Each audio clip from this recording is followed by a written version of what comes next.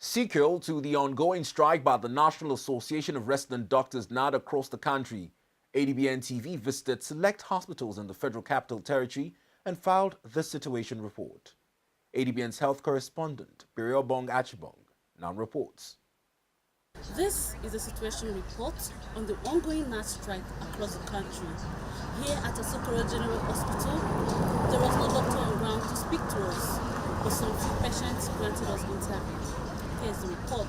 At the Asokoro District Hospital, the environment was largely deserted, with only a few medical personnel on ground to attend to patients.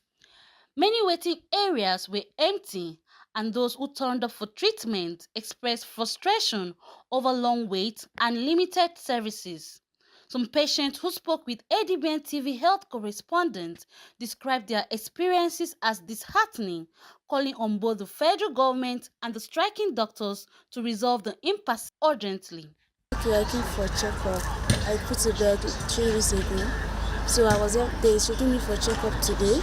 So I came for the checkup now. They're telling me there's no doctor on the ground, that they're on strike.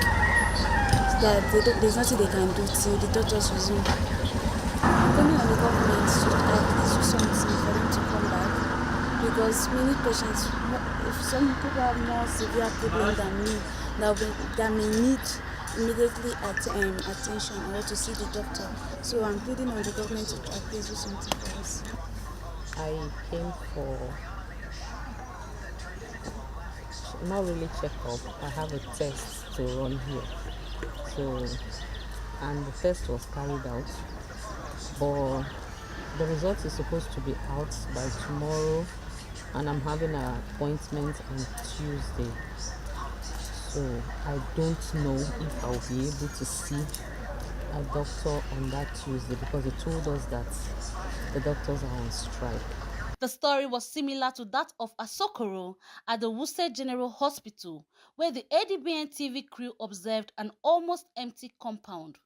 No resident doctors were on duty, and only a few health workers were seen attending to minor cases. In sharp contrast, at the Gariki Hospital, a private facility, normal activities continued uninterrupted, with medical staff attending to patients and full operations in progress. It would be recalled that the National Association of Resident Doctors commenced its nationwide strike on October 31st, 2025 over unresolved demands bordering on improved welfare, payment of hazard allowances, and adequate funding for the health sector.